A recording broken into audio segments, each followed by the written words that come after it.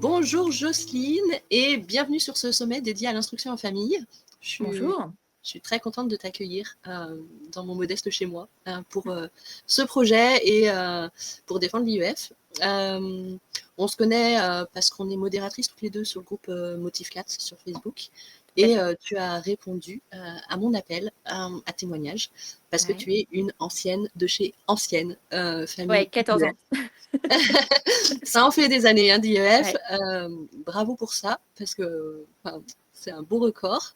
Je te laisse te présenter, nous expliquer ton parcours et puis on interagit comme ça simplement, tout simplement. Voilà. Bon, bah écoute, on y va. Donc, je m'appelle Jocelyne, j'ai 2 enfants. J'ai un grand garçon qui va avoir 16 ans en fin d'année, donc qui est en première. Mhm. Et j'ai une fille de 12 ans qui n'est jamais allée à l'école comparé à son frère qui lui a fait 3 semaines. Et ma fille a 12 ans et elle est en niveau 5e à peu près. Ça dépend des matières. Ok. Ok. Parce que moi, je suis plutôt sur l'IEF à l'ancienne. Donc, je fais des dossiers effectivement pour chaque niveau. Mais je suis la progression de mes enfants. Ok. Tu suis la progression, c'est-à-dire que tu as toujours Bah, fait des dossiers de. Alors, des dossiers, là, j'ai fait les dossiers d'autorisation. Avant, Dis-moi. j'étais sur déclaratif. Oui. Donc, autrefois, ça se passait quand même un petit peu plus simplement. On suivait vraiment la progression de l'enfant. C'est-à-dire qu'on n'avait même pas les attendus par cycle, on avait les attendus pour le fin de cycle à 16 ans. Ouais. Donc déjà, c'était un petit peu mieux. L'enfant pouvait avoir 2 ans de retard dans une matière, 3 ans d'avance dans une autre. Enfin, ça s'équilibrait, il n'y avait pas de problème. Ça ne posait pas de problème. Avec Aujourd'hui, toujours on du veut... coup avec toujours du Oui, coup des contrôles positifs, toujours. avec toujours des contrôles positifs, tout à fait. Ouais. Parce qu'il Avec était des inspecteurs suivi. assez... Comment? Parce qu'il était suivi, il y avait une progression, il y avait. Parce qu'ils étaient suivis, il y avait une progression. À l'époque, les inspecteurs venaient chez nous.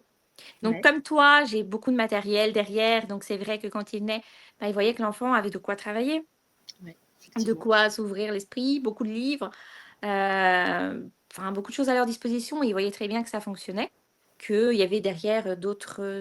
il y avait des sorties, il y avait du sport, il y avait... ils avaient une vraie vie sociale, hein. De toute Mm. façon, qu'on imagine que l'enfant en UF n'a pas de vie sociale, c'est tout l'inverse. Ouais.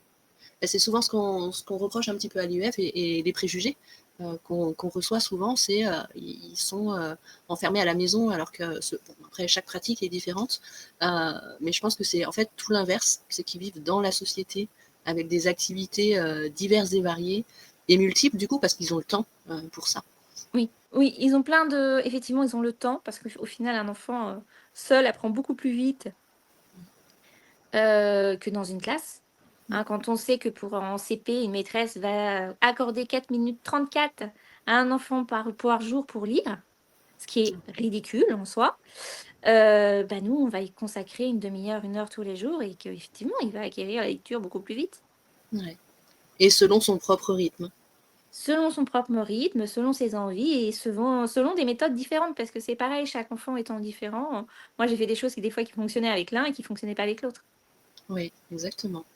Ouais. J'ai un peu Donc, le même principe ici, c'est vraiment s'adapter à l'enfant et lui faire confiance aussi et respecter son rythme. et c'est vrai que moi, après, donc, je suis partie donc, en IEF donc, suite à un choc émotionnel de mon enfant à l'âge de 2 ans et 9 mois à l'école. Il a perdu l'usage de la parole. Donc, j'ai continué en IEF pendant des années. Ensuite, c'est dégradé la santé de mon fils pour des problèmes de santé. Mhm. Mais le choix pour ma fille a suivi, ça a été un mode de vie familial. Ouais.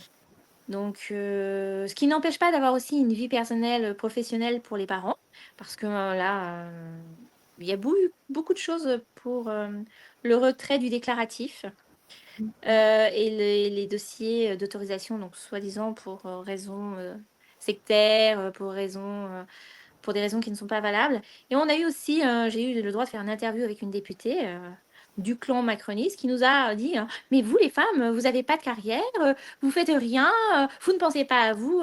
Je suis désolée, moi j'ai un travail, ça fait 14 ans que je fais UF, ça fait 14 ans que je travaille, et mon conjoint aussi, donc en fait tout ça, ça se tient pas, quoi. En fait, tu as adapté ta vie professionnelle à l'IUF, Ouais. certainement, exactement. Tu as trouvé Donc, des solutions pour on pouvoir travaille en alléger. 3-8 avec mon conjoint, avec des repos qui tournent, donc on n'est pas Mm. toujours en repos pareil, mais effectivement, on a la possibilité de le faire. Et en plus, je trouve que l'UF, pour des mamans, même des fois qui n'ont pas de boulot en UF, elle change de de secteur, elle trouve une voie parce que Mm. ça forme aussi les mamans et je retrouve des mamans en UF qui sont beaucoup plus battantes que dans le privé, enfin que dans le public, que les enfants à l'école. Elles choisissent des carrières, elles choisissent de se réorienter et elles font plein de choses à côté. C'est ça. Et elle découvre Donc, tellement en même temps que les enfants. Moi, je le vois. Pourtant, bah ouais, ils sont petits encore. mais tu te remets à faire plein de choses, hein, franchement. Et mais moi, j'avais repris des études, donc là, j'étais obligée de quand même faire une pause parce qu'on arrive à un niveau un petit peu plus élevé. Mm. Mais oui, j'avais repris des études, j'avais eu mes dossiers d'acceptés, donc tout va bien, quoi. Ouais. C'est ça. C'est qu'on adapte en fait notre vie à nos projets et aux besoins de nos enfants en fait, qui sont vraiment au cœur du projet et on s'adapte. Et ça, c'est une grande capacité en général des mamans en IEF, enfin des parents en IEF. Donc du coup, avant, tu étais en système déclaratif, Oui. donc il fallait juste faire une déclaration. Une fois par an, à la rentrée. Voilà, tout simplement. Et maintenant, on est au régime de demande d'autorisation. Toi, tu avais fait des demandes motif 4. Alors oui, j'ai fait que des motifs 4 jusqu'à cette année, une motif 1 pour mon fils, parce qu'on est en première et qu'il me fallait le CNED et que en fait, il y a de quoi faire ces motifs 1. Mais je n'ai fait que des motifs 4 parce que je ne considère qu'on ne doit pas mettre l'affiche handicap, maladie sur l'enfant, que simplement un projet de choix motif 4 pour les besoins de l'enfant, c'est suffisant. Mm. Il n'y a pas à justifier de quoi que ce soit. On fait Ouais. un projet, ça correspond à notre enfant, c'est viable. Il n'y a pas à le refuser, en fait. Mm. Maintenant, on veut que l'école, enfin que l'école inclue tout le monde, même les enfants différents, même un enfant. Enfin, il faut que tout le monde y aille. Il n'y a plus cette possibilité de faire différemment. Ouais. Avec beaucoup d'idées reçues, parce que, comme je te l'ai expliqué juste avant, moi, mon grand-père, il a fait que l'IEF. Donc, j'ai eu une personne qui était parfaitement intégrée dans la société. Il votait, il travaillait, il a été médaillé pendant la Seconde Guerre mondiale pour héroïsme. Donc, franchement, cataloguer les enfants en UF comme pas intégrés dans la société, c'est complètement faux et j'en ai un exemple. Ouais. Qu'est-ce qui a changé avec ce nouveau régime pour toi? Est-ce que les dossiers ont été longs à préparer? Est-ce que ça a été C'est une difficile usine à gaz. J'ai pas d'autre mot, c'est une usine à gaz. Mm. C'est une usine à gaz. Moi, la première année, j'ai vraiment beaucoup stressé. Je me Mm. suis mise, franchement, les 2 derniers jours parce que je trouvais ça tellement rébarbatif.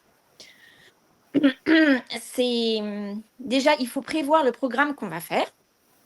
Alors, quand on est en IEF, on sait très bien que ce qu'on va choisir, bah, peut-être que dans 4 mois, on va être obligé de changer de manuel parce qu'il ne convient pas à notre enfant. Ce qu'on aura choisi, ce n'est pas le bon, donc on va changer. C'est difficile à faire, c'est long à faire. En fonction des académies, bah, on n'a pas les mêmes dossiers. Mm. Il y a des personnes qui vont faire 3 pages manuscrites, hop, ça passait. Il y a des personnes qui font des dossiers de 50 pages super détaillés, ça ne passe pas. C'est à la tête du client, en fait. Mm. C'est pas aux besoins de l'enfant, c'est à la tête, à la quantité de dossiers qu'on a. Il faut correspondre à un chiffre. Ces dossiers sont rébarbatifs, ils nous prennent beaucoup de temps. Ils sont pas forcément lus. C'est moche, quoi. Ça sert à rien. Ouais. Oui, puis c'est un peu. On est un peu. Enfin, on est un peu. Comment dire? Voué à nous-mêmes, c'est-à-dire qu'il n'y a pas de grille de lecture, en fait, ce qui laisse place à beaucoup d'interprétations de la part des académies. Un dossier qui est déposé dans une académie passera et dans une autre ne passera pas. Ça ne passera pas en fonction des idées reçues du recteur de l'académie. Et effectivement, beaucoup de gens ont des idées reçues, alors qu'en fait, il y a de bons résultats. Ouais. Oui, 98% de taux de réussite au contrôle pédagogique. Ça parle de soi-même. On se rend bien compte aujourd'hui avec l'application de la loi, enfin moi je ne sais pas toi dans ton secteur, mais nous ici à Lyon, que cette liberté en fait elle est vouée à disparaître. On a vu les chiffres de la Cour des comptes là au mois de juin, je ne sais pas si tu Oui, as je les ai vus. Ah bah oui, tout le monde les a vus, hein, t'as vu, voilà, c'est 60% en moins depuis en moins d'enfants en IMF depuis 2 ans. cette loi. Voilà, ouais, c'est ça. Et on se rend bien compte que petit à petit, ben, ils égrènent. Alors, on a le motif 4, soi-disant pour ceux qui le font bien, hein, comme ça nous a Oui, été vendu. oui. Sauf qu'on se rend bien compte aujourd'hui que bah, des dossiers qui passaient l'année dernière avec des contrôles positifs bah, ne passent plus cette année, selon l'académie, selon le lecteur du dossier. Est-ce que tu as des cas comme ça chez toi Oui, dans ton bien sûr. secteur? Ouais. Oui, on a des cas qui passaient l'année dernière, qui ne passent plus aujourd'hui. Dans l'ensemble, on n'est pas trop malheureux dans les Yvelines. On va pas se mentir, mais on a quand même des dossiers qui ont été refusés et qui passaient l'année dernière. Ouais. Et sans justification apparente. Sans justification à part. Voilà. Et en général, toi, c'est quoi les arguments de refus? Je suppose que c'est les mêmes partout, certainement. C'est les mêmes partout. C'est que ça peut se faire à l'école. Ils ont un petit peu plus visé les familles musulmanes dans ma région. Ouais. On va pas se mentir. C'est une réalité. Donc oui. Ouais. Et donc, les arguments en général, nous, chez nous, c'est l'enfant est scolarisable. Voilà, les enfants peuvent être scolarisés. Les voyages prévus pour visiter papy, mamie ou je ne sais quoi dans n'importe quel pays en Europe ou à l'étranger pendant les vacances. peuvent être faits pendant les vacances. Donc, en gros, on n'a plus le droit de voyager, alors que c'est quand même une liberté qui a été entériné, hein, voilà, on a le droit de se déplacer comme on le souhaite. Et on a cette histoire d'école inclusive où on nous dit clairement que l'école saura s'adapter aux besoins de l'enfant, qu'un projet d'accueil pourra être proposé et mis en place en fonction des éléments médicaux qui seront avancés par les parents ou des besoins des enfants. Que l'école saura s'adapter si effectivement dans une matière il a 2 ans d'avance et dans une autre il a 2 ans de retard, l'école saura s'adapter. Alors moi j'aimerais bien savoir comment les enseignants peuvent s'adapter au vu du manque de moyens qu'ils ont, je ne sais pas. C'est-à-dire que c'est un petit peu compliqué, je ne vois pas comment c'est possible. C'est-à-dire qu'un enfant, j'ai ma fille qui est dans ce cas-là, elle est HPI. Quand elle a de l'avance sur une matière, tu la mets avec un groupe de 20 personnes et ils ne comprennent pas ce qu'elle a déjà compris, elle va s'ennuyer profondément. C'est ça. C'est juste pas possible. Ce qu'elle va comprendre dans 5 minutes, ils vont peut-être falloir 20 minutes pour eux. Pour elle, ça va pas être possible. Ma fille, ça sera celle qui fera sûrement du bazar en classe parce qu'en fait, elle s'embête, parce qu'elle va tourner en rond, parce que voilà. Et mes enfants ne comprennent pas. Alors ça, c'est mon fils a passé le brevet dans des salles. Il me dit mais je comprends pas comment on peut rester enfermé pendant 8 heures pour apprendre des choses et on apprend pas grand-chose. Moi, je discute avec les enfants de son âge. Il me dit, mais j'ai l'impression qu'ils connaissent rien à la vie, qu'ils n'ont pas de culture, qu'il n'y a rien derrière. Il me fait, ils savent correspondre à aller dans les salles, à être assis, écouter, mais à côté, il manque quelque chose. Il me dit, c'est triste. Oui, parce que d'autant plus que nos enfants ne sont pas habitués clairement effectivement à rester enfermés et assis 8 heures par jour. Ça clairement c'est pas possible. Mais c'est pas possible. Même oui, moi, enfin, même nous, exactement. Tu sais, moi, quand j'étais à l'école, je suis celle, alors j'avais une santé un petit peu particulière aussi, et mon fils aussi. Je suis celle qui avait le plus haut taux d'absence de l'école. Mais franchement, je m'ennuyais terriblement. Je m'ennuyais. Ouais, et c'est bien là qu'est le problème. Moi, je ne vois pas comment ils veulent que des enfants qui ont été en IEF, qui ont été libres de leurs déplacements, libres de leurs mouvements, libres de leurs apprentissages, puissent être scolarisés. Enfin, je comprends pas. Et on en parlait tout à l'heure aussi, scolariser des petits bouts de 3 ans, depuis la loi de 2019, c'est pareil. L'instruction est obligatoire à partir de 3 ans. Moi, clairement, l'année dernière, on a vu des petits bouts de 3 ans qui étaient littéralement arrachés des bras de la maman ou du papa pour faire une rentrée. En général, je ne sais pas si tu en as, toi, des familles comme ça, mais en général, les enfants de 3 ans et les familles qui demandent l'IEF à ce moment-là, c'est juste que l'enfant, il n'est pas prêt. Et ça, les académies ne l'entendent pas. Enfin, chez nous, en tout cas, ils ne l'entendent pas. Je crois qu'ils n'entendent pas beaucoup en France. Ils conçoivent l'enfant comme quelque chose qui doit rentrer dans une case.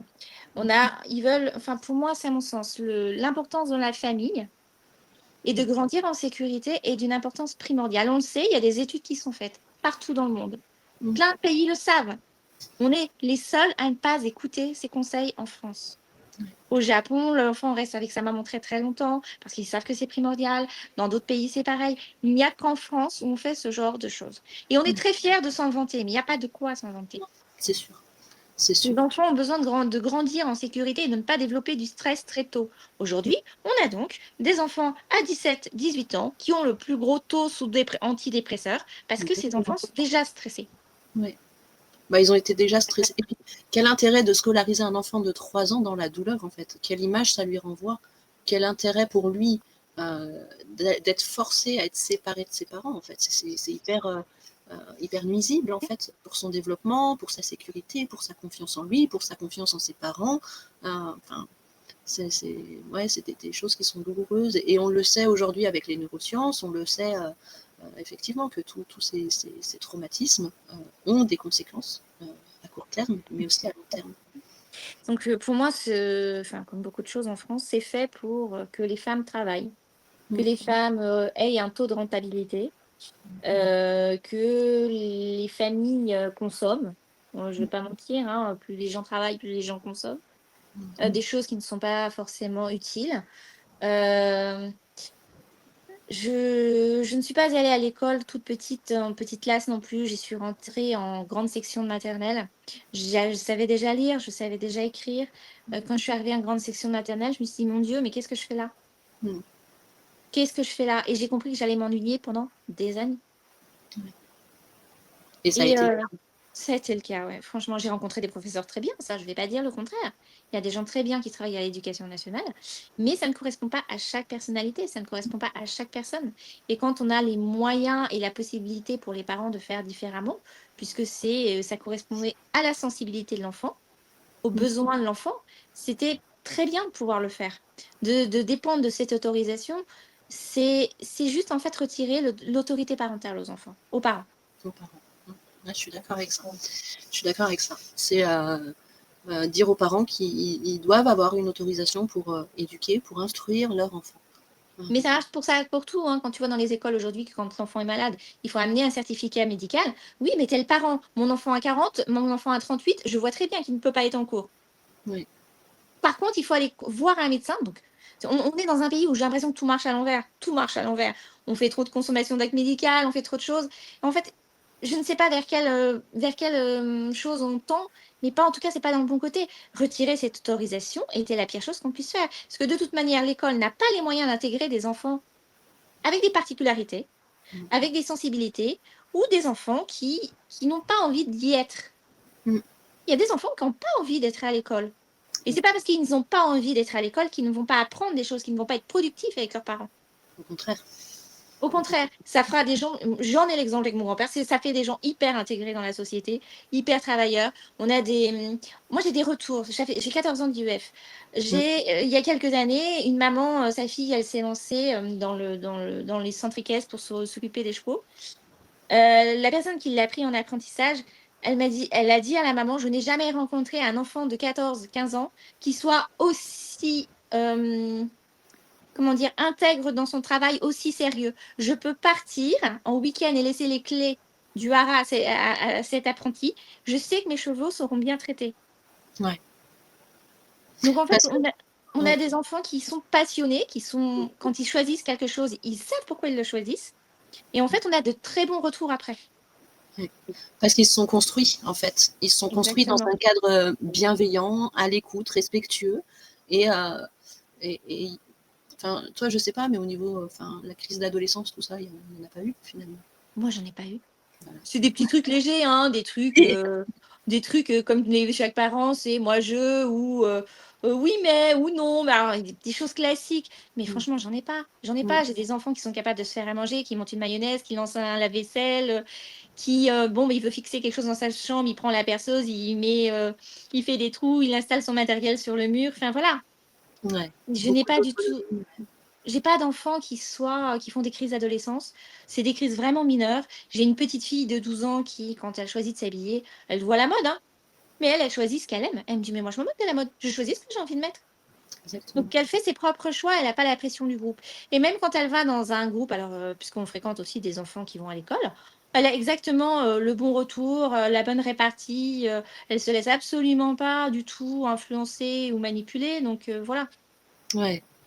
Ouais, ça fait, des enfants, très, aussi, j'ai envie de dire, très amoureux des apprentissages, qui apprennent avec envie et je pense que ça coupe, c'est coupé, en fait, à l'école. Il y a plus d'envie d'apprendre, il y a plus d'intérêt, hem, il y a plus cette autogestion, cet autocontrôle et et cette soif d'apprendre qui est naturelle, en vrai, hein. Et de confiance. Moi, écoute, mes enfants m'ont surpris tout au long de cet apprentissage. Il y a des fois, je me dis: «Ah, mais il a rien retenu, mais c'est pas possible». Puis 6 mois après, je reprenais le sujet, qui bloquait, mais il avait tout retenu. Là, des fois, il me sort, des choses, je fais: «Mais tu as appris ça où?» «Ah mais moi, j'ai regardé, j'apprends». Enfin, mon fils, il se renseigne tout le temps, ma fille aussi et en fait, ils me surprennent parce qu'ils apprennent des choses tout seuls sans que moi que je sois passée par là en tant que parent instructeur. C'est-à-dire Mmh. qu'ils se forment tout seuls et ils ont au final une culture très large parce qu'ils s'intéressent à énormément de domaines. Ouais. Ouais, c'est riche, hein, c'est riche d'apprentissage, d'avoir ton témoignage. J'adore. J'espère vraiment faire des enfants, pareils et qu'on Oh, pourra poursuivre l'IEF, longtemps. j'espère vraiment que ça va venir au déclaratif, vraiment. Pour moi, c'est une aberration. On Mmh. demande aux parents de faire des dossiers comme à l'école. Alors des fois, j'avoue, hein, j'ai des parents, je vois des dossiers, mais est-ce qu'il faut répondre à tel aléa? Je fais à telle ligne, qu'est-ce que je dois mettre par rapport à cet attendu? Je fais mais rien. Et Mmh. puis, mais pourquoi? Je fais parce que t'es pas à l'école. C'est ça. T'es pas à l'école. On fait un dossier par rapport à notre enfant. Donc, qu'on corresponde à des items, bon, ok, pour certaines choses, Mmh. mais tout, certainement pas. Ouais. Oui, puis J'ai quel intérêt de, je crois que dans la demande en elle-même, tu dois, montrer, comment tu évalues ton enfant. Comment tu évalues ton enfant. Alors oui, ça c'est une question. En 14 années, on me la pose tous les ans. Et je me dis, chérie, comment vous organisez? Comment ça se passe? Je fais écoutez, moi ça commence le 1er janvier et ça se termine le 31 décembre. Mais comment ça? Mais j'ai fait mais l'UF c'est tous les jours. C'est Bah oui. pas les vacances, c'est pas. J'ai fait c'est tout le temps l'UF quand on part en vacances, on va visiter des musées, on va faire des activités. J'ai fait quand c'est Noël, bah on va faire quelque chose, on va faire une activité, on discute à table, on va faire le jeu des démos, on va regarder comment ça s'écrit, on a un tableau, on va l'écrire. Mais c'est tout le temps l'IEF. Quand on me dit comment vous vous organisez, mais je rigole. Alors Mmh. oui, pour faire leur petit dossier, je mets un planning. C'est bien, c'est bien. Mais ça se passe pas comme ça dans la vraie vie, hein. Effectivement, ils ont du formel. J'avais un inspecteur il y a quelques années qui était extraordinaire. Au début, il était un petit peu sceptique. Il est venu chez moi pour les premiers contrôles et puis quand il y a eu le Covid, en fait, il n'a pas contrôlé mes enfants. Il a contrôlé d'autres enfants. Et pendant 2 ans, 3 ans, il n'a pas contrôlé mes enfants. Et puis, quand est arrivée ma fille, elle n'avait jamais eu de contrôle d'IEF à 8 ans quand même. Ah oui! Il me dit, bah écoute, je me suis permis de ne pas te contrôler parce que j'ai eu ton fils avant, je sais comment tu fais l'UF. OK. Donc je ne m'inquiétais pas pour ta fille. Et en fait, on a discuté ensemble de l'IEF. Il me dit, mais moi, je trouve ça extraordinaire pour les enfants. C'est un inspecteur qui m'a dit ça. Mmh. Il me dit, en fait, ce que là où je vais insister, c'est sur les matières principales, le français, les mathématiques, qu'il y ait La un base. travail, voilà, les bases. Il me fait après, mais il faut qu'ils profitent. C'est une richesse Mmh. extraordinaire pour eux, pour découvrir et apprendre de nouvelles choses. Là, c'était franchement le meilleur inspecteur que j'ai jamais eu. Ouais, c'est génial. C'est le Lui-même était service. très peiné de ces demandes d'autorisation et de cette chasse aux sorcières, parce qu'en fait, lui, il faisait son boulot d'inspecteur. Effectivement, il voyait que des parents, ça ne fonctionnait pas, qu'il n'y avait pas d'évolution, qu'il y avait vraiment un manque de quelque chose. Puisque c'est comme pour tout, c'est une micro-société, l'IEF, donc on a des positifs, on a des gens qui, ça ne passera jamais. Et en fait, ils faisaient leur boulot. Ouais. Donc, ils regardaient ceux qui ne faisaient pas leur travail ou pas, et ils faisaient des seconds contrôles éventuellement, avec des conseils, des fois très Mmh. pertinents Mmh. pour nous. Mais j'avais des inspecteurs ouverts. Après, cet inspecteur, j'en ai eu des beaucoup moins ouverts. Oui. Mais bon, je suis pas quelqu'un qui me laisse faire, donc Oui, puis il y a un cadre, effectivement, souvent pour les inspections, enfin toi je ne sais pas, mais moi, pour les petites inspections que j'ai déjà eues, ils évaluent l'enfant maintenant en fonction du niveau scolaire qu'il devrait avoir dans oui, l'éducation nationale. avec des trucs, Décrivez un oui. petit peu ouais, exactement. Ouais, ouais, ouais. Sauf que nous, on est soumis au socle commun de connaissances de compétences et de culture, qui doivent évaluer l'enfant au regard des attendus de fin de cycle pour avoir un langage commun. C'est vraiment au regard, ça doit servir juste de base de lecture, mais on se rend compte que maintenant les contrôles, c'est vraiment en fonction du niveau scolaire théorique de l'enfant. Écoute, moi, je suis un petit peu, comment je vais te dire, avec eux, joueuse, puisque ces fameux contrôles, je les ai récupérés et puis je les ai fait faire à des enfants à l'école. Mm. Voilà. Ils sont allés beaucoup moins loin que mes enfants, ils n'ont pas su répondre avec les mêmes précisions pour le même niveau. Donc, il y a des fois, j'ai ramené ces petits contrôles et puis on me dit, ah oui, mais elle n'a pas fait toutes les pages. Ah, je vais me regarder, chez vous non plus, apparemment. Et là, on me regarde, on fait, je fais, c'est de votre académie, s'il vous plaît. Donc, en fait, venez pas me dire que je fais moins bien que vous, enfin mieux que vous, parce que sinon, il va y avoir un problème. Ouais. Bon, il y a plein de choses comme ça que je me suis amusée à faire avec eux parce que je voulais quand même leur montrer que ça tenait pas debout. Ça me fait Moi, dans certains contrôles, j'avais des inspecteurs très positifs, d'autres non. Donc, on se renseigne, hein. Le fait d'avoir une communauté en IEF nous permet de nous renseigner sur les nouveaux inspecteurs qui arrivent chez nous, qui ils sont. Donc, ça nous permet d'anticiper. Mais je trouve ça. Alors, ce qui est assez sympathique, malgré tout, c'est que ceux qui arrivent, certains sont très, très, très réfractaires. Puis, au final, au fur et à mesure du temps, ils lâchent un petit peu de souplesse. Mmh. Parce qu'ils voient en fait que les enfants ont un éveil, une répartie aussi, voilà, et que ça fonctionne. Ouais. Donc, ils sont arrivés avec toutes leurs idées. Et puis, au final, oui, bon, en fait, c'est bien. Finalement, c'est pas si mal, en fait. C'est pas si C'est mal. parce que les enfants vivent dans la société, qu'ils ont 1 milliard d'activités, 1 milliard de copains de tous âges, de toutes origines, De tous âges, ouais. Ouais. Et ça, c'est hyper riche, en fait, de construire un groupe autour de l'enfant qui varie en plus en fonction des sorties, en fonction des activités, etc. Ça peut être des enfants scolarisés, pas scolarisés, de la ville, de la campagne, vraiment. Ouais. C'est vrai que je trouve que c'est ça qui est vraiment super intéressant en IEF, c'est cette richesse. C'est ça. Tu vas rencontrer plein de gens différents, des enfants complètement différents. Eux-mêmes se créent un groupe d'amis vraiment différents, qui varient d'un groupe à l'autre, comme tu le dis. Et on rencontre plein de personnalités. Et en fait, nos enfants sont capables de s'adapter à des situations différentes. Je prends des enfants lambda qui sont en classe, donc qui viennent parfois jouer avec nous, sont très surpris qu'au final, des grands viennent les aider à faire quelque chose, que des plus petits soient aussi habiles qu'eux, et qu'il n'y a pas de jugement, parce que c'est très rare qu'on ait de jugement en IEF. Et au final, ils arrivent et ils découvrent ça et ils sont émerveillés parce que, bah, ah oui, ça se passe comme ça. Alors au début, tu les vois, ils sont très introvertis. Je trouve que les enfants à l'école sont très introvertis, pas refermés. Ils ont un petit peu peur d'aller vers les autres. Donc moi, j'ai l'effet un peu inverse pour l'école. Je suis désolée, hein. Et du coup, en fait, ils mettent du temps comment dire, À interagir. à interagir avec les autres. Ouais. Ouais, je suis d'accord. On le voit dans les parcs publics. Oui. On le voit. Ah oui, Les miens, ils vont directement, spontanément, ils vont discuter, ils font leur petite vie, leurs petites activités. Tiens, on joue à ça. Et puis les enfants scolarisés, ils savent pas, ils comprennent pas. Mais tu vois, ça me fait penser à une action. L'année dernière, j'étais en vacances. Mon petit, il va avoir 6 ans. J'étais en vacances et le soir, on se balade sur la plage et on voit une structure en sable magnifique. C'est beau et tout, machin. Et on y retourne le lendemain matin. Le lendemain matin, il y avait le mec qui était en train de refaire sa structure. Et du haut de ses 5 ans, il a tapé la conversation au monsieur pendant une demi-heure. Moi, j'étais 5 mètres derrière et blablabli. Et comment tu fais ? Et j'ai dit, mais j'ai tout gagné en fait. Le petit, il est intéressé par quelque chose. Il prend son énergie, son petit gabarit, et il va poser des questions pour se renseigner comment ça marche et comment il a fait ça et pourquoi il fait ça. Et en fait, c'est ça aussi l'instruction en famille, c'est des enfants qui sont libres de poser des questions, d'être curieux et qui ont suffisamment confiance en eux pour aller à la rencontre de l'autre, tout simplement. Et j'ai trouvé ça génial. Voilà, c'est tout. Ah, mais je suis d'accord avec toi, c'est ça qui est génial. En fait, il y a eu beaucoup d'idées reçues sur l'UEF de la part du gouvernement. On a eu des soutiens, mais beaucoup d'idées reçues. Je ne suis pas même sûre pourquoi ils le font eux-mêmes. Pour faire sûrement. Là, moi, j'ai pensé ça, hein.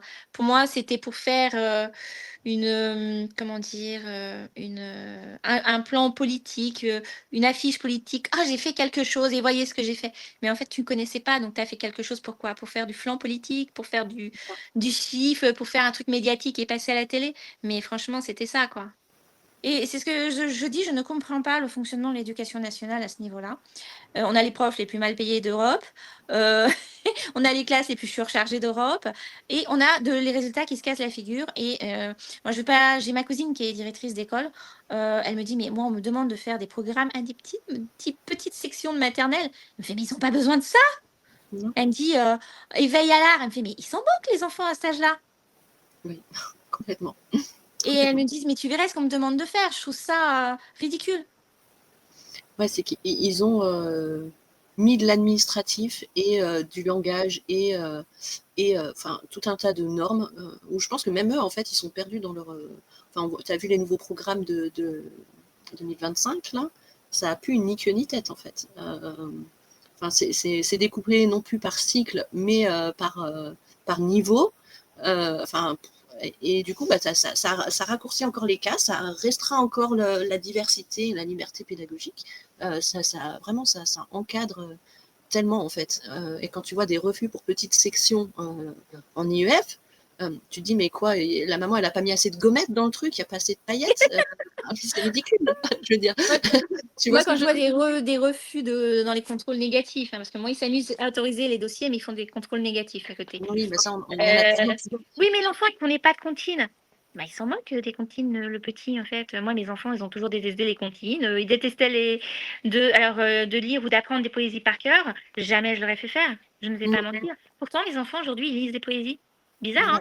Voilà. Ouais, c'est ça. Donc, et j'ai un vrai retour. Donc, non, un enfant entre 3 et 6 ans, il a besoin de se sentir rassuré pour ne pas développer de stress. Il a besoin d'être au calme. L'apprentissage qu'un enfant fait, là, quand je vois ce que le CNED est capable de faire pour un apprentissage entre 3 et 5 ans, je me dis, oh, mon Dieu, mais un enfant n'a pas besoin de ça à cet âge-là. Et puis de travailler sur papier. Oui, sur papier. Faut qu'il sache compter jusqu'à 10, jusqu'à 30, jusqu'à 50. Moi, je vois ça. Voilà, je vais pas mentir. Ma fille a appris à lire à l'âge de 7 ans. Ma fille lit 5 livres de 500 pages par semaine. Aujourd'hui, elle a 12 ans. Mon fils a appris à lire vers 7-8 ans parce qu'avant, ça ne passait pas. Il lit un livre une fois par mois. C'est pas son truc, mais il lit un livre une fois par mois. Combien d'enfants aujourd'hui lisent un livre une fois par mois à l'école? De 500 Voilà. pages. Même moi, je le fais pas, je pense.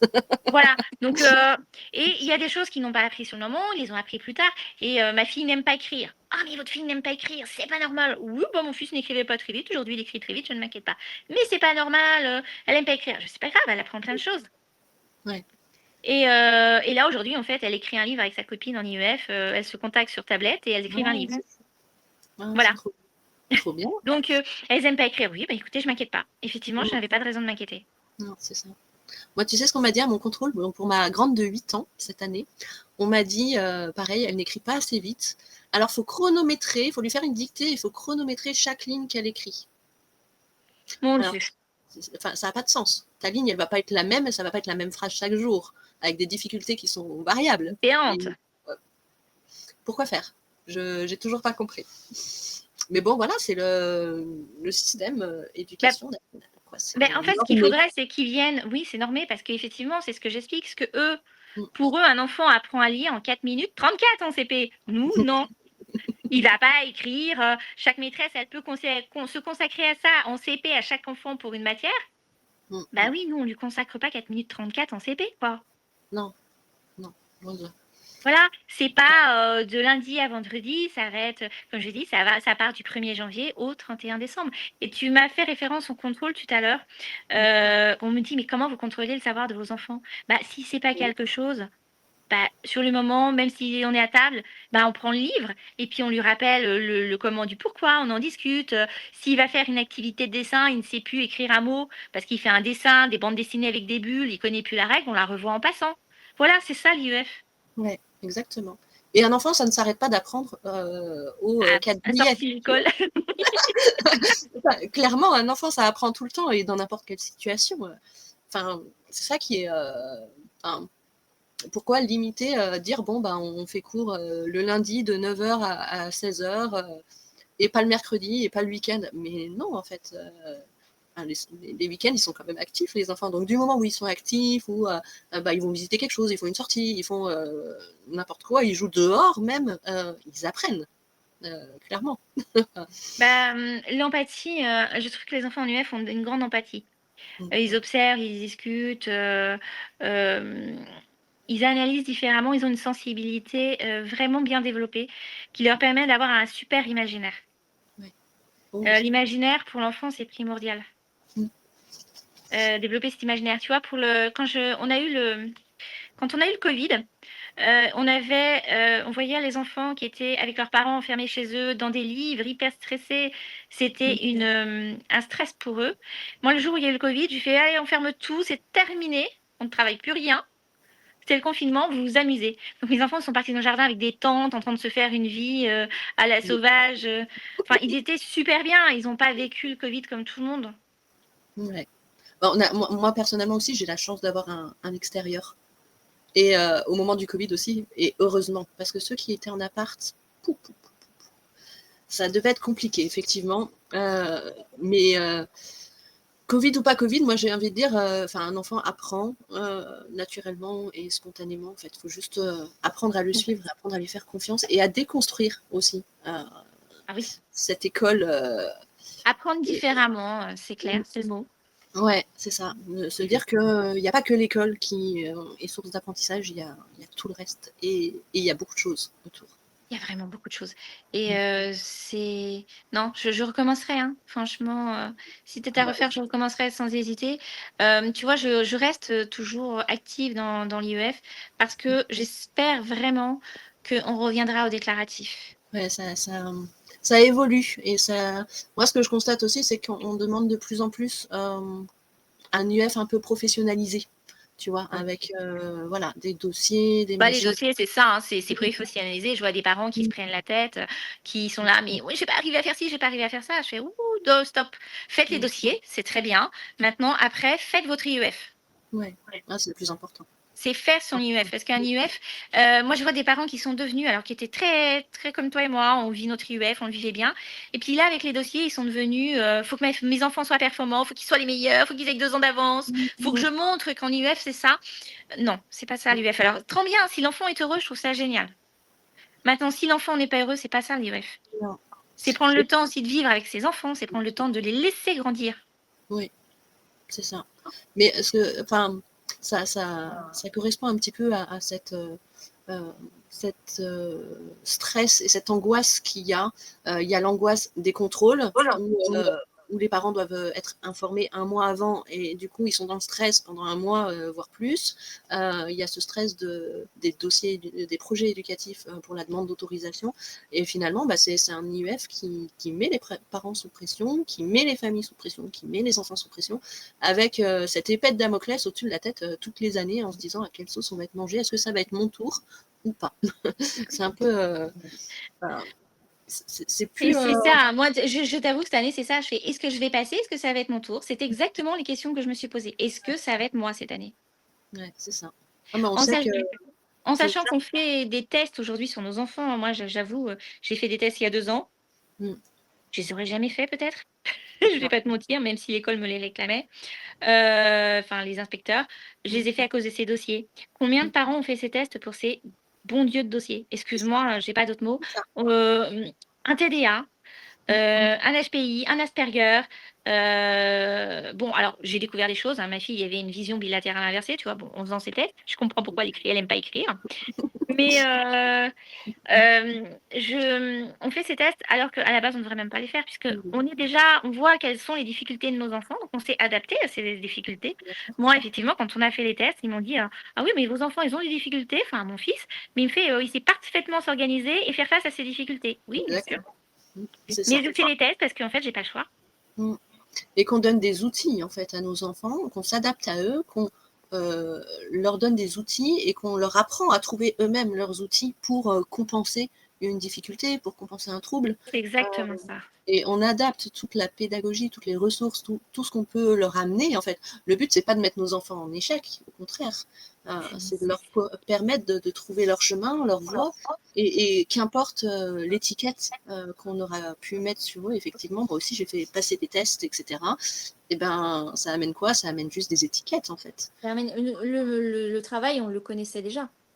C'est ça. Le travail à faire avec eux, parce que le fait qu'un parent décide d'instruire son enfant, c'est qu'il a décidé de fournir à son enfant une instruction qui lui convienne. Donc, de par ce fait, il va choisir des méthodes qui seront adaptées à son enfant, quelles que soient les particularités de son enfant.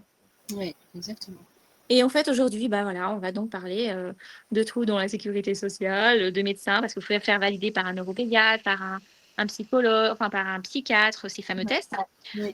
Moi, tout ça, pour moi, ça sert à rien. Donc oui, on les fait, mais ça sert à rien. Et ces dossiers et tuer l'UF, c'était vraiment une richesse à côté. Ça permettait à des enfants qui étaient en échec scolaire, qui étaient en souffrance scolaire, des sensibilités particulières, des choix de famille, des choix parentaux, de faire un autre mode de vie. C'est pas l'école. Alors, il y a quelque chose qui m'a beaucoup choquée chez le président Macron. Il y a quelques années, et ça m'a vraiment choquée. C'est pendant sa campagne, et personne ne s'en est rendu compte, l'école est là pour éduquer vos enfants. Non. Ouais. L'école est là pour instruire nos enfants. L'éduquer, c'est les parents. Mm. En retirant un enfant à l'âge de 3 ans, où est-ce que le parent attend d'éduquer son enfant? Mm. C'est ça. Il y a des bases qui sont, on sait, qui sont nécessaires d'apprendre avant l'âge de 6 ans. Ouais, et puis c'est là que l'enfant, enfin, il y a une différence, et je pense qu'il y a un glissement aussi. Tu vois, l'éducation nationale, ça s'appelle l'éducation nationale. C'est pas l'instruction nationale. Tu vois. Oui, moi aussi, hein, ça me dérange aussi. Hein. Enfin, voilà, on instruit. Et encore, ça devrait être instruction d'État. Tu vois, Oui, parce que tout n'est pas. On est d'accord. tu vois, c'est pas la même chose. C'est pas la même chose. Hein. Là, moi, j'ai 14 ans d'IEF, j'ai vu des gens intégrés, j'ai des enfants en IEF qui sont devenus médecins, d'autres des métiers manuels qui sont très discrédités à l'école, hein, on ne peut pas dire, hein, je suis désolée. Et l'enfant est heureux et surtout a envie de travailler. Aujourd'hui, on a des enfants qui ont fait tout le cursus à l'école, ils arrivent à 18-19 ans, ils sont fatigués. Mais le mot est vraiment clair, hein. Ils sont fatigués, ils arrivent aux études supérieures et là, ils n'ont plus envie. Non. Ils n'ont plus envie parce qu'ils sont fatigués. Ils veulent profiter de la vie parce qu'ils n'ont jamais profité de la vie. C'est ça. Et Enfin, ils s'enferment 8 heures par jour. Enfermés 8 heures par jour. En hiver, tu vois pas le soleil, quoi. Enfin, tu vois pas le soleil. Alors, il y a d'autres modèles, hein, il y a d'autres modèles d'école, mais le respect des différentes méthodes d'instruction est nécessaire pour effectivement qu'une société évolue dans le bon sens. Parce qu'on est, par exemple, je vais prendre quelque chose qui m'a un petit peu agacée ces dernières années dans l'éducation nationale. On va introduire la méthode Singapour. Excusez-moi, la méthode Singapour, ce sont les parents d'instruction en famille qui l'ont introduit en France il y a des années. Oui, exactement. Des parents très curieux de découvrir de nouvelles méthodes pour que leurs enfants progressent. C'est l'instruction en famille qui souvent découvre de nouvelles méthodes et permet de les transmettre à l'éducation nationale. Exactement. Parce que c'est un vrai petit laboratoire. L'IEF, c'est un laboratoire. C'est exactement ça. On a une liberté pédagogique qui nous permet de faire découvrir des méthodes à nos enfants, des choses qui fonctionnent, des choses qui ne fonctionnent pas. Comme je le dis, hein, moi, j'ai fait des choses avec mon fils que je n'aurais pas fait avec ma fille et inversement. Deux enfants, des méthodes complètement différentes. Comme toi, une base de Montessori derrière qui est bien quand même parce que la manipulation pour les enfants, c'est extraordinaire. Mais des méthodes, des fois, complètement différentes. Ouais. Bah parce que adapté au profil de chacun, mais sans cette manipulation de dire une unité c'est une perle, une dizaine c'est une barrette, une centaine c'est une plaque et un millier c'est un cube, mais parce que tu le vois, tu le sens et tu sais concret, et après tu peux passer à l'abstraction facilement en fait. C'est vraiment la manipulation, c'est essentiel. Là on nous demande des polycopes. Moi, le petit qui était en maternelle, quel cahier il remplit? Mais en fait, en Montessori, il n'y a pas de cahier, en fait. Il n'y a pas de trace écrite. C'est vraiment que de la manipulation, du concret, des encastrements, des cylindres, des volumes bleus, un globe, enfin, des pulses de zoologie, de botanique. Il y a vraiment énormément de ressources matérielles. Oui, je crois que en 14 années d'IEF, si tu verrais la quantité que j'ai toutes mes sous-comptes qui sont remplies. C'est horrible, ça déborde. Les quantités de livres que tu achètes, parce que moi, je déborde de livres. T'as plein de choses. Oui, c'est d'une richesse, oui. C'est ça. Et en fait, c'est tout l'environnement que tu proposes à ton enfant pour qu'il puisse trouver les outils, pour qu'il puisse s'approprier le matériel, pour qu'il puisse construire sa pensée et son autocontrôle et tout ça. C'est essentiel. Et là, la base, elle est faite. Lire, écrire, compter et savoir se questionner, savoir rechercher l'information, savoir aller plus loin. Le reste, si c'est pour travailler sur du papier et remplir des cases, ça ne sert à rien. Laisser au moins la chance aux parents avec des enfants qui ne s'intègrent pas à l'école, qui ont une sensibilité différente, de s'intégrer différemment dans la société. Parce que comme je le dis, moi, l'IEF, c'est une richesse sociale extraordinaire. Ouais. Et qui a des enfants introvertis en font des enfants qui peuvent s'ouvrir sur le monde extérieur. Moi, je suis désolée, quand tu es à l'école, tu es assis pendant 8 heures, que tu as des copains qui se moquent de toi, que ça s'appelle vivre en société, en fait, ça te rend agressif, ça te rend pas ouvert et souriant. Quand tu as des vrais inspecteurs qui s'intéressent à l'IEF, comme j'ai eu la chance d'en rencontrer, et qui me disent, mais c'est formidable, vous avez une chance extraordinaire de faire ça, poursuivez. Moi, j'ai une directrice de mon école qui a changé, mais il y a quelques années, elle était en face. On se voyait parce que devant chez moi, il y a une petite mare. L'école est de l'autre côté, donc je suis vraiment à côté de l'école. On se voyait dehors, elle me disait mais continue l'UF, c'est extraordinaire. Elle me fait surtout, change pas. Ouais. C'est tellement riche. C'est tellement. Et c'est souvent méconnu, etc., avec des préjugés, avec bien sûr des a priori. Et c'est pour ça aussi qu'on se bat aujourd'hui, c'est pour défendre ce droit-là, pour nous et pour tous les parents qui un jour, peut-être, auront des difficultés ou auront une phobie scolaire ou auront un cas de harcèlement et qui voudront passer le pas, mais qui ne pourront plus parce que l'IF aura disparu en fait. Ou qui voudront faire un choix familial, sans harcèlement, sans difficulté, juste un choix familial. Ouais, je crois, exactement. Parce qu'en fait, le motif 4, souvent, les parents ne veulent pas mettre en évidence qu'il n'y a pas de handicap, il n'y a pas de souffrance, il n'y a pas de maladie, il n'y a pas de sport intensif. Mm. C'est souvent un choix pour un choix familial, le besoin de l'enfant, parce qu'en fait, on considère que ça sera nous, parents, qui connaissons notre enfant, ça sera le meilleur choix pour lui. Nous sommes les premières personnes, le premier soignant de notre enfant. Parce que moi, un jour, j'ai un médecin génial qui m'a dit, mais considérez-nous comme vos assistants.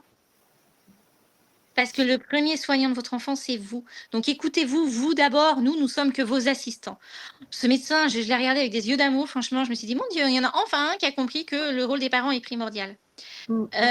Oui, on connaît nos enfants et les contrôles qu'il y avait autrefois à domicile étaient très bien. Je l'insiste sur ce fait-là parce que le fait est que l'inspecteur se déplace dans l'environnement familial, découvre dans quel cadre de vie vivait l'enfant. Je trouve ça bien parce que ça leur prouvait qu'il se passait quelque chose de bien. Aujourd'hui, on doit se déplacer avec nos valises de matériel dans les académies. Mais qu'est-ce qu'on veut montrer en fait? Cette démarche, rien que cette démarche, prouve qu'ils ne veulent pas connaître l'IEF. Donc, effectivement, ils ont fait cette démarche parce qu'ils ont moins de personnel, moins de tout, mais c'est comme partout. Mais ce n'est pas pour la valorisation de l'IEF, ce n'est pas pour la valorisation de l'enseignement. Ouais. Nous, on est allé à notre contrôle cette année. Et comme d'habitude, effectivement, avec 3 sacs de matériel. C'est ça, hein. Voilà. Donc, je sors tout le matériel pour chacun de mes 2 enfants. Je le remets à disposition, comme ça, il est là, clairement. Et pour mon... Alors, aucun matériel de ce que j'ai rapporté n'a été utilisé. Pourtant, on a un matériel spécifique en pédagogie Montessori, les lettres rugueuses, l'alphabet mobile, etc. J'en passe. Aucun de ce matériel n'a été utilisé. J'avais pris la banque, etc. Enfin, tu vois, du bon matériel Oui, bien lourd, bien déplaçable. Et la conseillère pédagogique a sorti à mon petit, donc de 5 ans, des pauvres lettres en plastique toutes moches, toutes vilaines, multicolores, et en lui demandant c'est quoi cette lettre, c'est quoi cette lettre. Sauf que nous, on n'est pas en bâton, on est en cursif. Bon, il s'en est bien sorti parce qu'il commence un peu à connaître l'association des deux, mais ouais, ils s'intéressent pas en fait. Ils veulent. T'as l'impression ça correspond à leur case, hein. Ouais, ils vont chercher leur petit photocopier pour correspondre à leur case. Il n'y a pas l'ouverture d'esprit. Voilà, moi, je te prends un exemple. J'emploie des fiches mémoire pour le collège d'une édition qui est très bien. Hein. Je présente ces fiches il y a quelques années à cet inspecteur. Il me dit « Oh oui, non, mais c'est pas très lisible et tout. Moi, je trouve ça brouillon. » Et puis, 3 ans après, toujours le même inspecteur, je lui ramène les fiches. Ah, ces fiches, elles sont formidables, elles sont géniales. Bon, en fait, j'ai compris qu'il y a 3 ans, il ne les connaissait pas. J'ai dû lui introduire quelque chose qu'il ne connaissait pas. Et quand on ne connaît pas, en fait, on trouve quelque chose de négatif. Là, j'ai trouvé ça un petit peu un manque d'ouverture d'esprit. Bon, même si après, il s'est rattrapé. Mais l'IEF, c'est ça, les gens ne connaissent pas, ils ont un a priori. Ouais. Surtout que nous, moi, pour chaque contrôle pédagogique, j'envoie un dossier préalable pour dire, voilà, on en est là, on a fait ça, on utilise telle pédagogie. Bon, ils ont des projets éducatifs, mais voilà, on a vu ça, on a fait ça, nanana. Pour pas qu'ils mettent mes enfants en difficulté, on m'a clairement dit que la secrétaire était absente et qu'il n'avait pas lu le mail. Sauf que le mail, ça faisait 1 semaine que je l'avais envoyé. Tu vois, écoute, en 14 ans d'IEF, j'ai eu un dossier lu. Ça m'étonne. Ça m'étonne pas. Et cette année, grande première pour moi, ils avaient leurs petits ordinateurs avec notre dossier pédagogique dedans. Alors je lui dis, c'est très bien, vous avez le dossier pédagogique, mais ça, c'est ce que je vais vous donner. Donc maintenant, je le ramène tout de suite en main propre. Ce que je vous donne là, c'est la réalité. Elle me dit, mais pourquoi ça ne correspond pas à ça? Je fais, parce qu'en fait, vous nous demandez de faire un dossier pédagogique au mois de mai. Un projet, ouais. Voilà, j'ai fait moi, en fait, comme je suis en fait un parent instructeur, si le manuel ne convient pas, je le change. Si la méthode n'est pas bonne, je le change. Enfin voilà, j'ai fait donc là en fait, je vous ai mis des manuels qui correspondaient aux standards. Je fais, j'ai pas trouvé qu'ils étaient bien, donc j'en ai changé quand même beaucoup. Voilà. C'est ça, c'est que on demande d'anticiper sur ce qu'on va utiliser, sur ce qu'on va faire. Alors c'est pareil. Moi, on me demande un manuel, tu vois, pour le collège. J'ai des Oui, étagères, il y en a 50 par eux. c'est ça. Parce que en fait, je vais prendre un exercice dans un manuel, je vais en prendre un dans un autre, et parce que ça sera mieux présenté dans un et mieux dans l'autre. Et là, on me Mm, dit: «Ah oui, mais vous utilisez plusieurs manuels?» «Bah oui, en fait, parce que mm, ça, c'est pas bien dans tel manuel». Et là, ils te regardent, ils font: «Ah, mm, c'est ça. bah oui, en Exactement. fait, alors surtout qu'il y a plein de bourses aux livres, il y a plein de choses, hein, effectivement, on investit beaucoup dans du matériel qui coûte cher, mais il y a quand même des moyens de pouvoir, compléter. Il y a des banques de données, il y a la bibliothèque. Oui, Où tu trouves aussi des manuels, de pour travailler avec les enfants. Enfin, tu as quand même beaucoup de choses et les parents peuvent, vraiment, trouver ce dont ils ont besoin. Des fois, tu vas prendre quelque chose sur internet parce que bizarrement, ça va correspondre pile poil à ce que ton enfant a besoin. mm, Et donc ça des fois, ils sont un peu perturbés parce que je vois qu'ils sont habitués à suivre un manuel. c'est ça. Exactement. Et pourtant, les ressources sont multiples, variées, diverses et vraiment, enfin, tu vois tout de suite si l'enfant il accroche ou s'il accroche pas. S'il accroche pas, bah, tu changes en fait. Tu restes pas sur un truc qui lui correspond pas.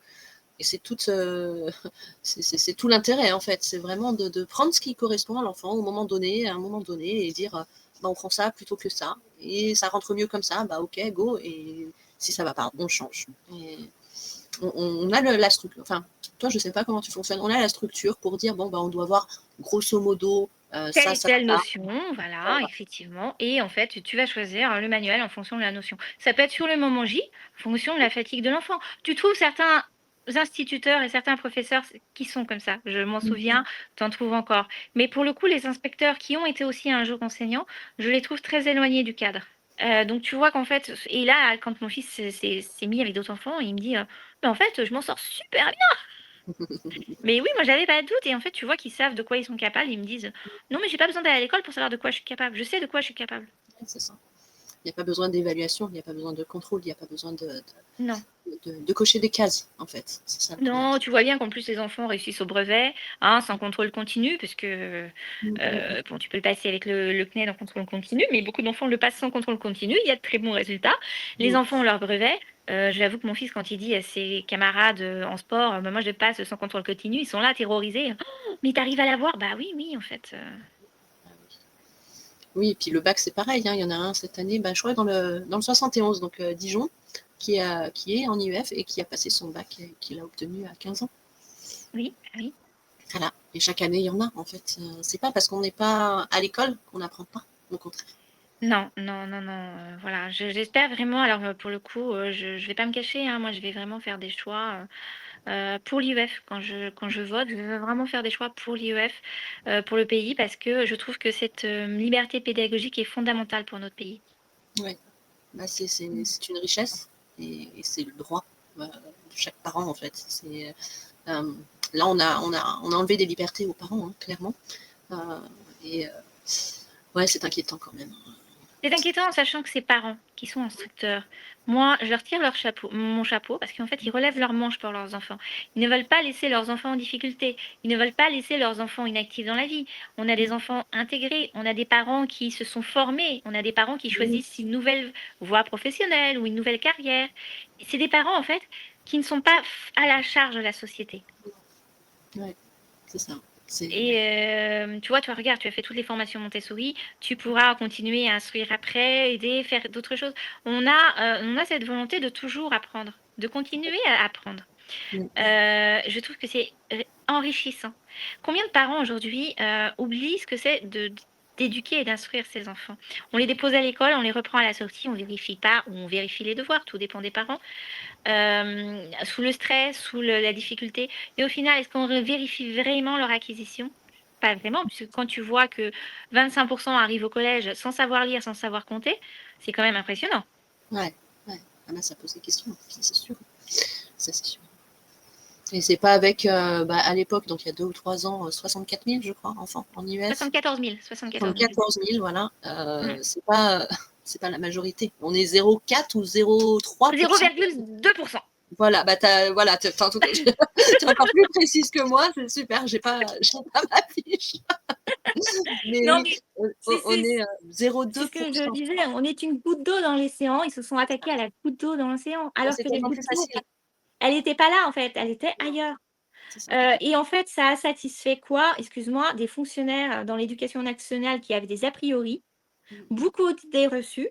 Ça a été, je trouve, cette loi terrible parce qu'on a perdu des personnes extraordinaires en France. Beaucoup de parents sont quand même partis à l'étranger. Faut Oui, pas l'oublier, hein. oui. Beaucoup de parents sont partis avec leurs compétences professionnelles, leur savoir-faire pour la France. Ils sont partis à l'étranger avec leurs enfants. C'est clair. Ouais. Donc en fait, ces gens-là, en compétences pour les France, on les a perdus. C'était des gens que j'estime avec de grandes capacités qui apportaient beaucoup à notre pays. En Mmh. fait, on détruit notre pays avec cette loi. Donc C'est ça. c'est à échelle modique, hein, j'entends bien. Mmh. Mais chaque personne qui est une valeur pour notre pays aujourd'hui est à garder. Mmh. Sinon, il va y avoir une fuite du savoir, une fuite des compétences à l'étranger. Même moi, franchement, j'y pense, hein, à partir à l'étranger. J'y ai pensé et j'y pense encore si Je pense ça se corsait. Parce ouais. que le fait de durcir les lois, c'est pas pour nous, en fait, hein. C'est pas pour les personnes intégrées. Ils attaquent les personnes intégrées Mmh. et pas les personnes qui ne s'intègrent pas. Mmh. Donc je ne comprends pas. C'est vraiment du flanc politique. Ouais, c'est ça. Du flanc politique, mais qui fait souffrir beaucoup de familles, beaucoup d'enfants. Bah, effectivement, il y en a qui s'expatrient, qui sont obligés de quitter leurs parents, leur famille, leurs amis, leur travail, leur maison. Ils sont obligés de quitter tout ça, quoi. Et Donc, donc oui, on a eu beaucoup de familles qui sont parties à l'étranger. Ça a été, moi, je trouve ça terrible parce qu'elles apportaient beaucoup de choses en France. Moi, l'IEF apporte quelque chose à la France, vraiment. Moi, franchement, mon grand-père, et c'est un des derniers soldats à être tombé à la guerre de Reims, c'était quelqu'un avec des valeurs patriotiques terribles. Il était en IEF. Mes enfants ont des valeurs patriotiques aussi. Ils respectent vraiment tout ce qui est institution, tout ce qui est gendarme, parce que voilà, ils voient quel dur métier ils font. Je travaille aussi dans la fonction publique, mes enfants respectent énormément ça et ils vont pas s'intéresser à la couleur de quelqu'un. Ils sont vraiment très ouverts. En fait, c'est une vraie richesse pour notre pays. c'est ça. Ouais. Qu'on est en train de perdre, il y a vraiment urgence, en fait, Oui. à changer cette loi. Et je suis en colère. Je suis en colère parce qu'on est victime de bureaucratie. On veut, soi-disant rénover la France, et on est avec des bureaucrates qui ont des idées reçues, qui pensent que le problème c'est là, qui ne vont pas, qui viennent pas de chez nous, qui viennent pas. Je veux dire, quand cette loi est passée, on s'est toutes mis à faire des photos. Je suis en IEF, mon enfant va bien, avec des photos de nos enfants heureux, épanouis, en train de faire de la chimie, en train d'étudier, en train de lire un livre, peut-être couché dans un canapé, mais peu importe. En fait, on a toutes montré nos enfants, je suis en IEF et mon enfant va bien. Exactement. Mon C'est ça. enfant est heureux, mon enfant est instruit. Ouais. Et en fait, j'ai eu l'impression d'être victime d'une bureaucratie vieillotte, stupide, qui a conseillé à Monsieur Macron ah non, mais c'est là où ça se cache, c'est là qu'il faut attaquer. Mais Oui. non, en fait, Non. non, c'est pas là où ça se cache. Et malheureusement, regardez ce que vous faites parce que en fait, vous les créez. Oui. Vous les créez par une société injuste. Ouais. C'est ça. Ouais, c'est malheureux. C'est malheureux. Donc voilà, écoute, hein, et comme je dis, moi je pense que les enfants en US sont très respectueux, très... Enfin moi, tu vois, ils comprennent pas la violence, ils comprennent pas les gens qui jettent leurs papiers par terre, ils comprennent pas la, la bêtise, euh, les enfants qui vont dégrader. Tu vois, ils comprennent pas tout ça, ils sont pas du tout comme ça. Et la plupart des enfants en US sont pas comme ça. Non. Non. Non, il n'y a pas ça, donc bon. Et on Ouais. donne, et je vois que les parents essayent par tous les moyens. Déjà, ils font des stages à leurs enfants, ils leur font faire énormément de métiers manuels parce que pour nous, le manuel n'est pas tabou, hein, vraiment, on peut le dire. Je pense qu'on pourrait apprendre beaucoup à l'éducation nationale hein, là-dessus. Le manuel fait partie de la vie intégrante de l'UF parce que pour qu'un enfant soit heureux, il ne faut pas oublier qu'il a besoin de travailler avec ses mains. C'est Ouais. essentiel pour se construire. À l'école, ils ne travaillent plus avec leurs mains. Avant, je ne sais pas si tu te rappelles, on avait les activités manuelles, technologiques, on pouvait faire des choses. Tout ça, Oui. ça a été supprimé. C'est Ah, inutile. d'accord. Ben non, c'est pas inutile. Non. Et les enfants ont besoin de faire quelque chose de manière manuelle pour se valoriser, pour apprendre, pour faire travailler leur cerveau différemment. Tout ça, nous, on le propose en IEF, ce qu'on ne fait pas à l'école. Oui, avec beaucoup de liberté, beaucoup d'autonomie. Enfin, on vise de plus en plus à l'autonomie. Et le monde de demain aura toujours besoin de plombiers, d'électriciens, De de, menuisier. de menuisiers, de tout ça, et de gens euh, qui sont capables de réfléchir, de construire leur processus. Ouais, c'est une vraie richesse, c'est vrai. L'IA, ça va pas tout faire, hein, en fait, Non. loin de là, on a besoin d'avoir, des gens qui voient et qui pensent différemment, heu et voilà, je suis en colère parce que c'était une loi qui était vraiment très vieille, cette liberté pédagogique qui apportait vraiment une richesse en France. On a eu des Oui. gens très célèbres qui ont fait l'IEF, hein, on va pas s'en cacher. On a encore des gens qui s'en vantent aujourd'hui, même voilà. On voit vraiment cet apport et cette différence. Et dans cette société française, le fait d'avoir quelqu'un qui pense différemment, qui fait les choses différemment est un plus. Mm. Qui va Ouais. des fois être moteur pour d'autres personnes, qui va montrer qu'on peut penser différemment, qu'on peut voir les choses différemment. Et on n'est pas du tout des révolutionnaires, comme pourrait, penser monsieur Macron ou certains bureaucrates. On va pas leur couper la tête, on va pas mettre à feu à sang, la France. Non, loin de là, loin de Mm. là. C'est tout le contraire, en fait. Ouais. C'est juste qu'on sort des sentiers battus, on sort d'un cadre pour explorer d'autres chemins. Et pourquoi pas, en fait? Pourquoi pas? Pourquoi pas? Et c'était ça la richesse de la France. C'est ça. Et j'y tiens parce que cette richesse, française, on est en train de la détruire à petit feu. Mm. Brique par brique et dans chaque niveau de la France. Donc bah, voilà, en fait, s'il y a des gens qui veulent nous soutenir, c'est maintenant qu'il faut le faire. Il faut continuer parce que, il faut que ça redevienne, à du déclaratif. Ouais. Ouais. Il faut que ça revienne à du déclaratif Et parce que rapidement. Et rapidement, rapidement, parce que rapidement parce que, la communauté de l'UF va finir par ne plus exister mm, et la transmission, on le sait, entre nous, est mm, importante. très Est bien. importante parce que des fois, on va apprendre tout seul avec nos enfants, hein, ça, c'est pas un problème.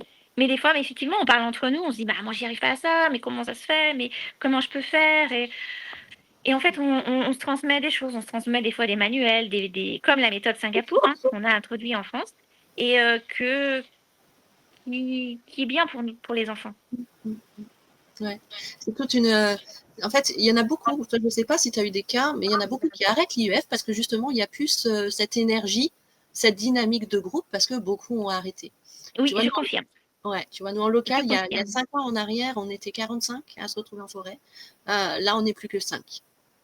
Ouais, je te confirme. Nous, il y avait des réunions qui se faisaient à certains endroits en Yvelines qui ne se font plus parce qu'il n'y a plus cette dynamique du tout. Ouais. Alors moi, je m'accroche. Je suis têtue. Moi aussi. Je m'accroche parce que voilà. Alors après, il n'y a plus cette dynamique. Après, je ne vais pas. Je suis quelqu'un de très positive. Je me suis souvent aperçue que dans la vie, il y a un cycle. Oui. Donc en 14 années d'IEF, j'ai souvent vu des cycles. Mm. Donc des gens qui partent, qui reviennent, une dynamique qui n'existe plus, qui se recrée. Mm. Voilà. Donc il y a une dynamique. Maintenant, la dynamique, elle est quand même un peu entamée avec ces dossiers, hein, la difficulté des parents, surtout, je pense, pour les tout petits, parce qu'au final, il y a des problèmes pour les plus grands. Mais pour ces tout petits 3-6 ans, il y a énormément de refus. Ouais. Et depuis le début. Et depuis le début. Parce Ouais. qu'en fait, ils veulent s'attaquer à la racine de l'UF, à l'origine, hein, Ouais. et c'est, faut le savoir, hein, on va quand même insister, l'école, les 3-6 ans, on passe quand même pour des bourreaux à l'étranger. Hein. Ouais. Bah, on est le seul pays d'Europe, je crois. Je te confirme, on passe pour des bourreaux à l'étranger, on passe pour des gens un peu sans cœur qui confions nos enfants comme on mettrait notre chien en garderie. Hein. Donc, on va pas se mentir. La France n'est pas non plus adaptée aux parents qui travaillent. Et je vais pas dire à la fin parce que ça commence à me taper sur le système nerveux. Elle n'est pas adaptée aux parents qui travaillent. Il n'y a pas de structure, il n'y a pas de crèche. Bah là, on va faire des économies en fait pour le gouvernement, enfin pour notre pays qui est en déficit. Et ben en fait, ça va toucher les crèches, ça va toucher ce genre de structure. Et les parents n'ont toujours pas de formule. Donc, en fait, l'école de 3-6 ans, c'est bien. Hein. Ah oui, parce qu'en fait, on ne fournit pas ce qu'il faut aux parents. Alors, on va mettre l'école obligatoire de 3-6 ans parce qu'en fait, faire des crèches, ça coûte trop cher. Faire des structures adaptées. Même les entreprises ne le font pas. Il y a des entreprises aux États-Unis. On va prendre l'exemple des États-Unis, tiens, parce que j'aime bien. Non, j'aime pas. C'est qu'en fait, il y a des crèches d'entreprise. Oui. Je trouve ça génial pour les parents. En France, on n'a pas. Et en fait, on ne développe pas tout ça, en fait. C'est pas développé. C'est pas développé, c'est pas, on donne pas comme en Suède, la possibilité aux parents de travailler très peu pendant les petites années de leurs enfants, jusqu'aux 6-7 ans. Non, non, il faut qu'on soit rentable. Ouais. De toute façon, tu vois, le congé mat, c'est 16 semaines, je crois. Oui, c'est ça, c'est ridicule. Hein. C'est ridicule. Enfin, C'est 16 ridicule. semaines. Quand on parle allaitement long, cododo et compagnie, et les nuits, on n'en parle même pas. Moi, les miens, ils ont fait leur nuit à 2-3 ans. Enfin, je veux dire, et enfin, pour la première, j'ai travaillé, j'ai repris le boulot, elle avait 6 mois. Bah écoute, je suis comme toi, comme toi, hein, je travaille depuis le début. Donc moi, je travaille en 3-8. J'ai allaité mon fils jusqu'à 20 mois, ma fille jusqu'à 26 mois. En travaillant, j'ai subi, déjà pendant mes grossesses au travail, le harcèlement parce que j'étais enceinte. Mmh. En fait, non, la maternité, en fait, en France, la parentalité est mal vue. Mmh. Ouais, c'est ça. Comment c'est compliqué pour un parent aujourd'hui d'avoir un enfant dans la société. Mmh. Ouais. Ah bah, c'est très C'est compliqué. hyper compliqué, c'est comment je vais le garder? Combien ça va me coûter? Qu'est-ce que je vais faire? Mmh. Mais moi, j'ai pas envie de laisser mon enfant. Ben non, mais c'est clair. Mmh. Mais Donc personne n'a les envie de laisser son enfant vo à 3 mois, quoi. Enfin, tu vois, 3 mois, ni 3 ans, ni 3 ans. C'est ça, ni c'est ça, 3 ans. c'est Pour ça. moi, cette obligation d'école ne correspond pas à un besoin, correspond à un problème politique et des entreprises qui se plaignaient que les mères étaient absentes pour leur enfant ou ce genre de choses, hein, comme beaucoup d'autres choses, hein, qu'on fait pour avoir une tranquillité et très peu d'absence et très peu de maladies. C'est pas ça l'éducation, c'est pas ça créer une société équilibrée pour plus tard. Non, non, c'est sûr. Exactement. Donc laissez-nous faire notre IVF, quoi. Ouais, c'est ça. Laissez-nous tranquilles. On n'a rien demandé, nous, On n'a rien finalement. demandé, occupez-vous de ce que vous devriez faire réellement. Voilà. De faire des réformes pour l'école, Non, moi je de dis, faire. hein, aux députés qui votent ces lois, mais venez nous voir, venez nous voir. Mmh. Venez chez nous, venez voir comment ça se passe. Vous Et il y en a seriez beaucoup surpris. qui, il y en a beaucoup qui ont été sollicités, hein. Moi, en local, j'ai dû en rencontrer une petite dizaine, hein, quand même, accompagner les familles, etc. Mmh. Mais oui, beaucoup, beaucoup, beaucoup, beaucoup ont été sollicités. Beaucoup sont d'accord avec nous. Il y avait en janvier, la dernière, à l'Assemblée nationale, il y avait un débat sur justement les conséquences de la loi CRPR. Tous les partis étaient d'accord pour dire que l'État s'était trompé de cible, qu'on avait fait une usine à gaz, qu'on nous avait stigmatisés, etc., etc. Et pourtant, il y a eu une dizaine de propositions de loi de tous partis confondus. Pourtant, aucune n'a été débattue, aucune n'a été votée, et on est toujours dans la même situation 5 ans après. Quand tu vois effectivement les sénateurs, quand tu vois les députés dire: «Oui, en fait, il y avait pas de raison». Non. Bah, pourquoi ça a été fait? Pourquoi? Ouais. Mais parce qu'on leur a vendu une solution miracle et magique pour lutter contre les séparatismes. Non, Sans leur mais fournir d'études, sans leur fournir de chiffres, les chiffres ils sont arrivés après. Et c'est passé au Conseil constitutionnel, ce qui est scandaleux aussi, en disant ah bah le oui, motif 4, on pourra mettre tout le monde, etc. Mais en fait, on met plus personne, c'est une coquille vide le motif 4. Clairement, ça c'est une n'existe coquille vide et le Conseil constitutionnel, enfin bon, je suis très critique par rapport à ces décisions parce que je ne trouve qu'il ne fait pas son office. Donc c'est cet organe de décision qui était censé protéger le peuple, je considère aujourd'hui qu'il ne fait plus son office. Dans la mesure où en fait, il était là pour contrebalancer des décisions. À pas. partir du moment où ces personnes sont nommées par le président et qui fait plusieurs mandats consécutifs, comment veux-tu que cet organe de décision en France soit apolitique Mm. et prenne des décisions justes? Je te laisse le mot de la fin. Merci beaucoup pour ce partage de parcours, d'expérience. Et c'est de plus en plus rare d'avoir des anciennes familles euh, avec justement cette transmission qui est tellement précieuse et on se dit que on prend le bon chemin en fait. On Oui. a des doutes au début quand on commence l'IVF, Oui. vraiment. On On se dit: «Mais qu'est-ce que questionne. j'ai fait? Mais je vais pas m'en sortir, j'en ai marre, je vais tout arrêter». Ouais. Et en fait, on se rend compte par des témoignages comme ça et plus on avance que on est dans le vrai, on est dans le juste. Moi aujourd'hui, je suis convaincue que je fais le meilleur choix pour mes enfants. Même si je remets en question chaque année, bien sûr, on évalue, on jauge. Mais aujourd'hui, je suis convaincue de mon choix et je pense que c'est la meilleure chose que je puisse offrir à mes enfants. Et, euh, et merci pour ton parcours, ton partage et cette transmission infiniment. Je te Merci à laisse le toi. mot de la fin si tu en as un. Euh, Bah, pour écoutez, ceux qui voudraient se lancer, ceux qui votent, ceux qui font les lois, je te laisse le choix. écoutez, l'IEF est une aventure merveilleuse, pleine de rencontres. C'est vraiment très riche. Il y a des fois beaucoup de difficultés. Bah, faut pas hésiter à demander conseil. Faut pas hésiter à s'intégrer dans des groupes et pas rester seul dans son coin. Hem, on se demande si c'est efficace. Bah, voilà, j'ai 14 ans. Oui, c'est efficace, ça fonctionne. Après, il faut pas non plus être obtus, c'est-à-dire qu'à un moment donné, ça pourrait être une période de notre vie, ça pourrait être un choix et puis, pour, des raisons personnelles, des raisons qui sont propres aux enfants aussi des fois, il y aura un retour à l'école. Mais en fait, c'est pas enfin moi je vais être un petit peu plus ouverte, je vais dire qu'il y a pas de l'école est mauvaise, l'IEF est mauvaise, c'est qu'à chacun ses besoins. Ses besoins. Autrefois, on avait un cycle, ce qu'on appelle où les enfants passaient d'un système à un autre en fonction de leurs besoins. C'est ça qu'il faut qu'on retrouve parce qu'effectivement, c'est comme ça que ça devait fonctionner et c'est comme ça que ça doit fonctionner. Il y a pas à faire, de concours entre nous et l'école. C'est des modes d'instruction différents. C'est une belle aventure, comme je le dis. Franchement, ça vaut le coup. Autant pour les parents que pour les enfants, parce que nous, on apprend plein de choses et on rencontre plein de gens. Et la vie est courte, donc faut faire les choix qu'on estime être justes. Pas qu'on nous impose, mais qu'on estime être justes. Et des fois, il faut se battre pour cette justesse, parce que c'est nous qui créons notre société. C'est pas le gouvernement, c'est nous. Donc, on va continuer à se battre et on va continuer à contacter nos députés. On va continuer à essayer de convaincre que c'est bien parce qu'il faut vraiment qu'on retourne vers ce mode déclaratif et qu'on puisse offrir ce choix à beaucoup de parents Merci et beaucoup, Jocelyne. d'enfants. Merci. Merci. Au revoir. À bientôt.